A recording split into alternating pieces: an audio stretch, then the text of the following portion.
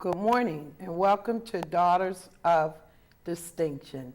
I'm your host, Dr. Ernestine Brown, and you're in for a real treat today. I have with me today two phenomenal women, Dr. Marjorie Brown and Namyaka Payne. These ladies are both authors, and we're here today just to discuss their articles or their penmanship in this book, Intensify, Stories of Intensive Determination. Good morning, ladies. Good morning. And welcome. Thank you so much for having We're us. so glad to have you. Thank you. I know we have a lot to talk about. We actually started to talk a little bit before the show, and I think we are ready to go. What about you? Yes. Amen. Yes. Good. Dr. Marjorie, why don't we start with you? You can introduce yourself to our viewing audience and just share a little bit about where you are today. My name is Dr. Marjorie Brown, better known as Dr. Margie, the Explosive Cultivator. Okay. I am an author. I am an international speaker, and I was given a great opportunity to participate in this author program. We were actually challenged by our coach in Rock Your Stage Speaker Initiative, Cheryl Wood, to prepare a book and write a book by June of 2015. She challenged us in March. Oh, wow. And Marisha Sherman, who is a part of that program as well, she is the brainchild of this author program.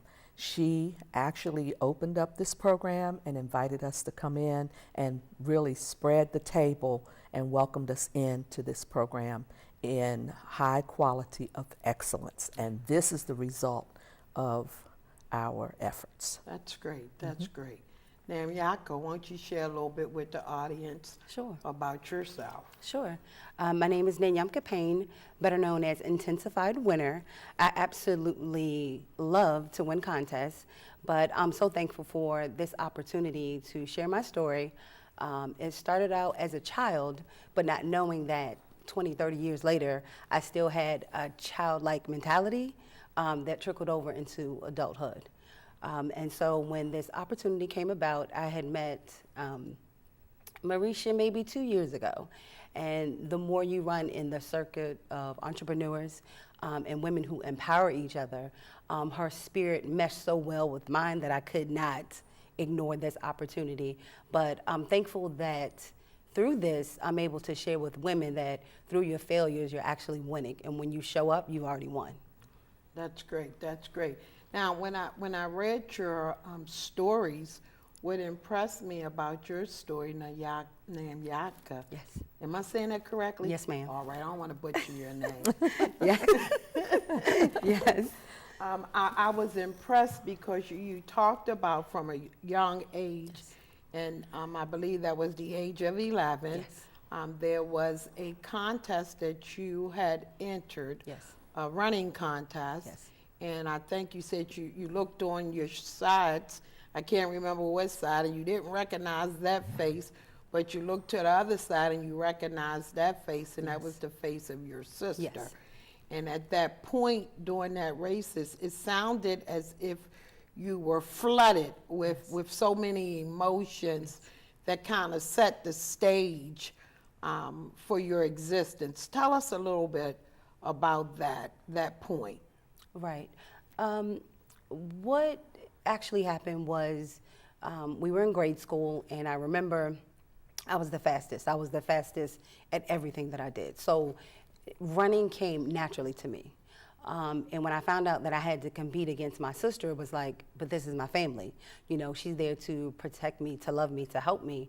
So instantly, I didn't know, should I take this opportunity to win or should I take this opportunity to lose? But it didn't matter, because for me to show up and to be in that place, be there for myself, I knew I had to do it, whether win or lose.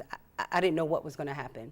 And so as we continued the race, like I said, I didn't recognize the face at all. It was just somebody that was put in a competition with us.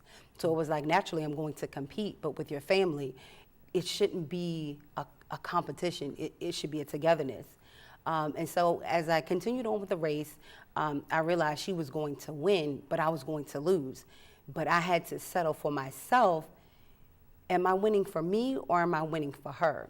And I'm thankful that the Lord allowed that opportunity for me to lose, because I never would have experienced my first loss to realize that when you lose and you're standing in your purpose, you're winning when you show up.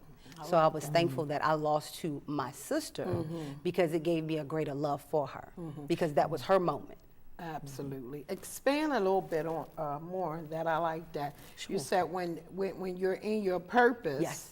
and you lose, Yes. you're actually winning. Right. Talk a little bit more about that. I didn't realize it until maybe about 2 years ago. And this started when I was 11. So mind you, 20, 30 years later, I'm standing in my 30s, almost the halfway mark to 40, realizing that my purpose, I wasn't living in my purpose. It was like, okay, I'm doing this for my mom or my dad or my brothers and sisters, or I'm doing this to just feel like, okay, somebody needs for me to win, but then there's also somebody who needs me to lose. And it was like realizing that award wasn't the defining stage. It was realizing that awarding myself this opportunity to know myself, to be like, wow, here you are 33 years old and you're actually finally living and actually showing up on purpose. So now when I get opportunities such as this, it's for me, but it's to let other women know, just show up. Your opportunity is there, but you have to show up. That's You have to great. show up for yourself first. That's great. It's interesting to hear you say that, because many studies have been done from a psychological point of view on the effects of childhood Yes. issues into our adulthood. And I think it's very important for women to know that regardless of your age, whether you're in your 30s, your 40s, your 50s, there are things that still can affect you that you must even continue to address during those age. And a lot of times it's happened to me. I'm a little bit over that 50 line, and I'll deal with something. God will deal with something within me, or something that has happened to me, and I get to a point where I feel as though I'm good. Yes, ma'am. I'm good right now. And then all of a sudden something will happen and trigger something else. Right. And it's this continuous healing, this continuous restoration that takes place throughout our lives. I used to laugh a lot and say, God, was I that damaged that I'm still going through this healing process? But I think people should know that the healing process is a continuous process, because we could get to a place where we're so tired of going through changes or transitions or metamorphoses, and we want to quit. But I encourage women not to quit, just to continue, because the whole purpose of it is to find the treasure within you. You are a treasure. God made you a treasure. And as you continue this journey, you become that treasure that God made you. That's very right. good. Amen. Dr. Marjorie, Yes. I read your story, and your story was just an awesome story of a young lady, and I'm going to let you share the bulk of it, but just all the pain that you were faced with, and how that created who you were, and the things that it brought about, and the actual emotions that you had to deal with to be a healthy individual. Why don't you share a little bit with the audience about your story?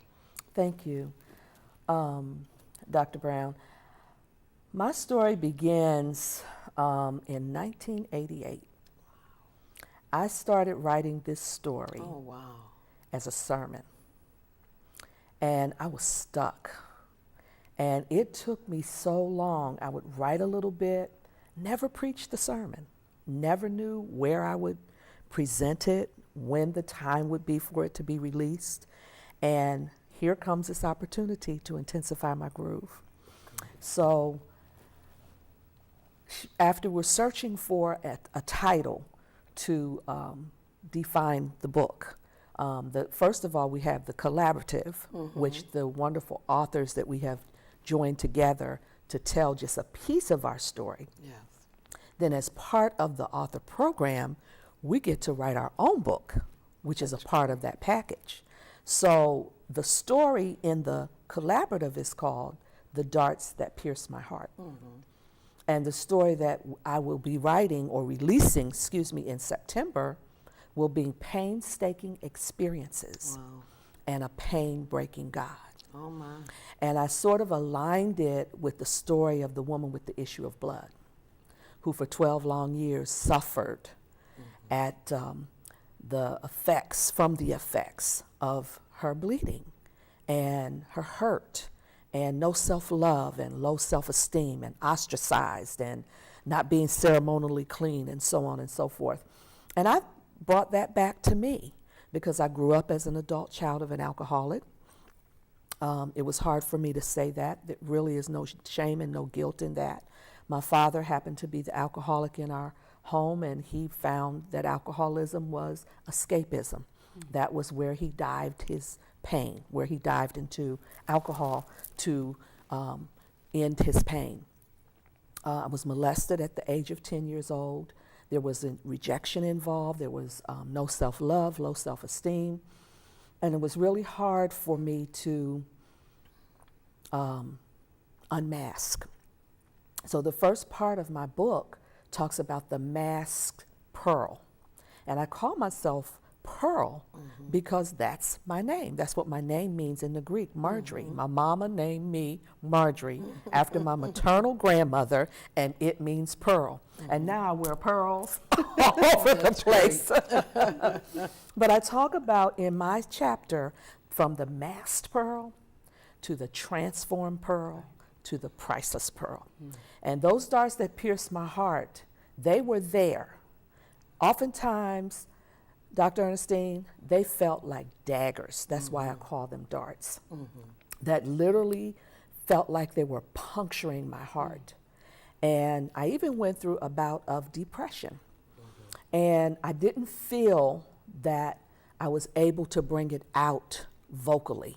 So I did things. We get involved in the church. We get involved in other things instead of dealing with the confrontation of the pain. And I had to come to the reality, if you will, that there is pain. This pain exists. I've shouted through it, I've sung through it, I've directed the choir through it, but still the pain exists. I could leave church after a wonderful service, but you know what that equated to? I didn't have a strong, bona fide relationship with the Lord Jesus Christ. Once I came to know him and understand who he was to me and who I am to him, then I could process through my pain. And then we have to understand that our life and the role that we play in life and what God designed us to be and who we're created to be, it ain't about us. It's about him. And somebody is going to glean, going to grow, going to understand that if you were delivered from your pain, from your crisis, from the crucible of your crisis, as I say, then he can do the same thing for you. And there are many people that I've shared this story with, not knowing that it would, bless them, that it was their story as well. But I unleashed, unlocked, and unmuted my voice, and I'm speaking loud now. I'm not hiding anymore because it has literally brought me out to become a new person, to face the person, the pearl that God created me to be. That's great. And I'm fine, fabulous, and fueled with Yes, fire. you are. I can tell. I can see and I can tell. Dr. Marjorie, that's very interesting, and I hope we'll get to talk a bit more about some of these issues as we proceed through this show, because what I've learned over the years, and I grew up in the church. I tell people it's just my little sense of humor. I tell people when I was born, when in the old days they said the baby was born and the doctor would smack the baby and the baby would cry. Right. When I was born, the doctor smacked me and I spoke in tongues. So I've been in this journey a long time. And I think what's interesting, and the reason I say that, because within our church circles and our church world, we're taught to cover up. We're taught to mask. We're taught to pretend.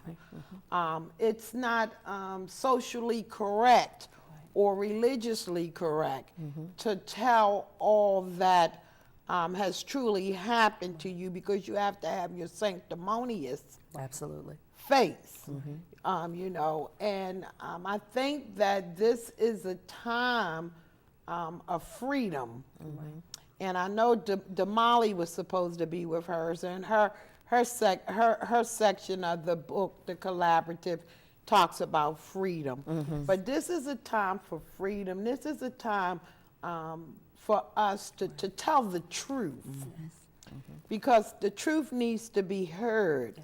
I'm a firm believer that whatever your life brought to you, wherever God delivered you from, there's a group or a nation of people waiting for you to open your mouth to bring them freedom. So if we don't talk about these things, then folk are still going to be bound. That's right. And if we don't talk about these things, we're not living in our God-given purpose. That's right. And destiny.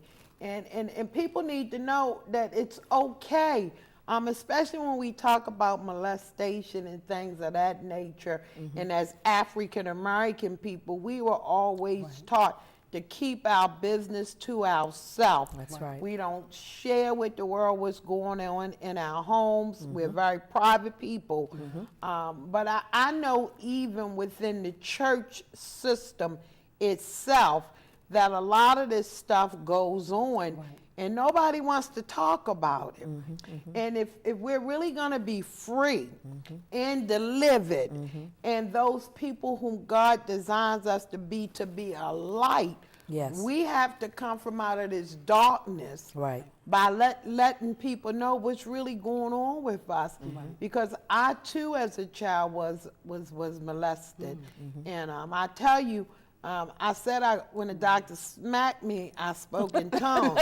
So my molestation took place right in the church. Oh my goodness. Right in the church. I dare not So call sorry. names. I dare not expose anyone. But I'm saying that so that I can free somebody Yes. who's been bound and is afraid to open your mouth and say what's really going on.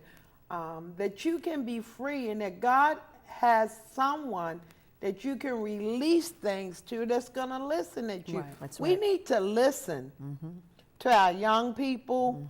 We need to listen to the cries of the heart. A lot of times what happens, and you ladies can feel free to join in at any time, is people develop these walls, these defense mechanisms. Yes.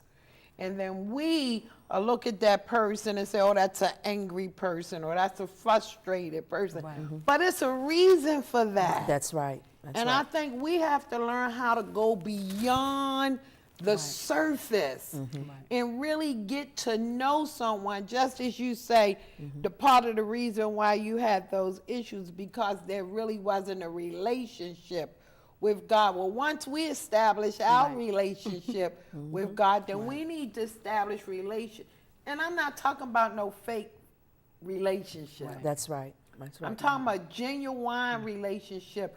On one of the ministries I do, sister to sister, heart to heart, to the source. Okay, but the heart to heart is what I'm after right now.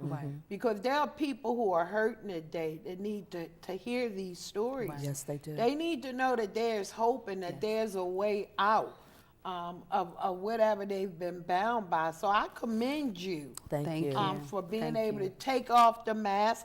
I commend you for being able to share your story with the world. I commend you for being fabulous and all those other words. Thank you. Because we really do need the women of God and women in general just to stand up. That's right. It'll That's free. right. We'll find out that somebody's been waiting to hear your voice.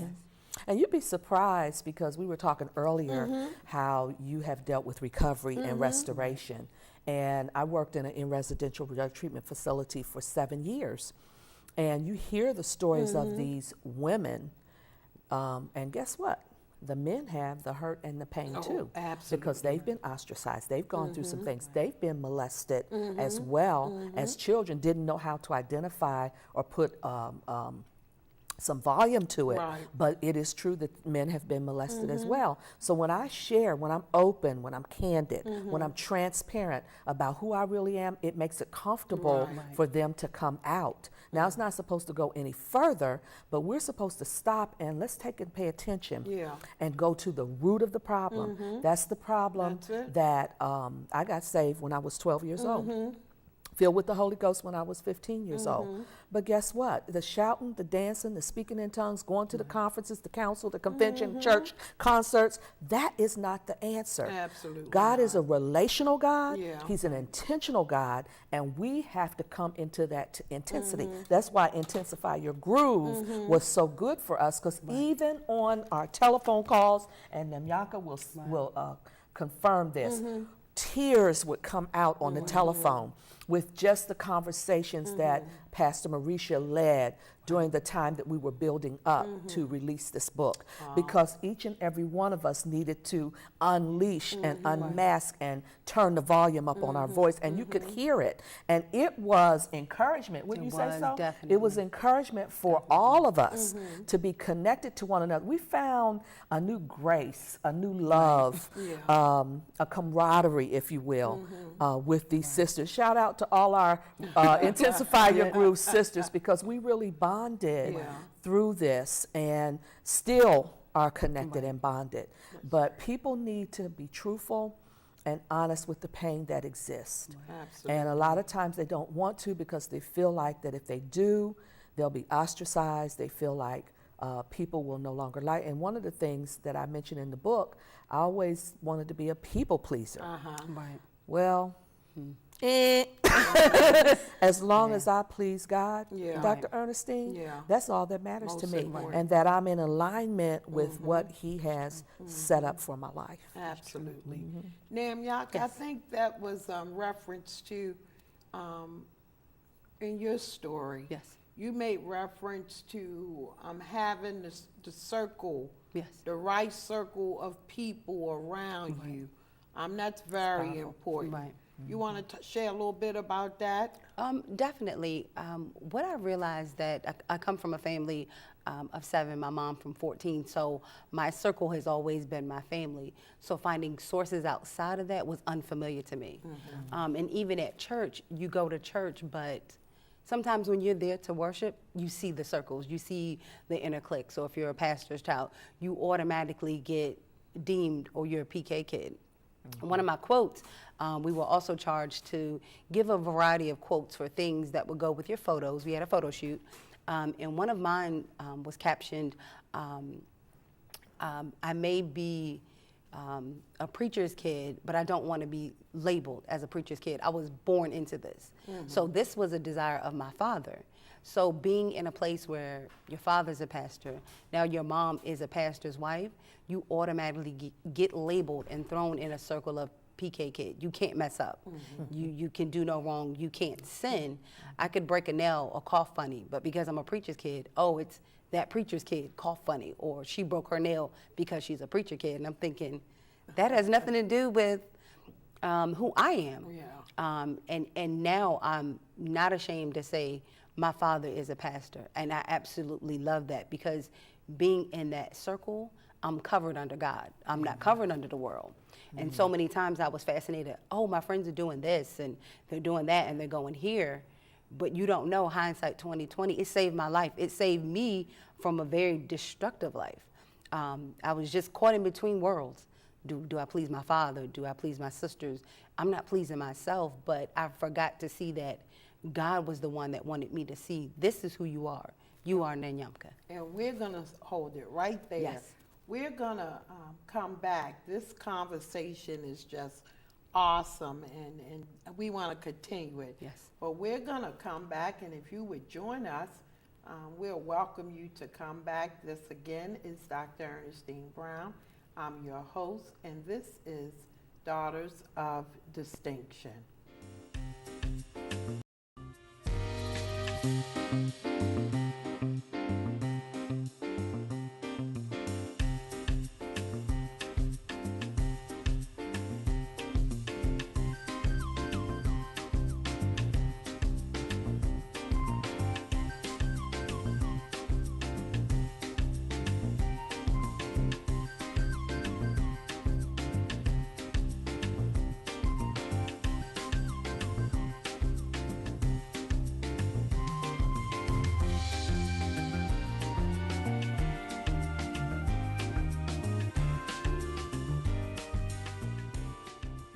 I'm Apostle Daniel Andrews. And I'm Pastor Lynette Andrews. We are the founders of New Birth Life Church, and we're excited to tell you about our new adventure, NBL Cafe, which began back in the beginning of the year.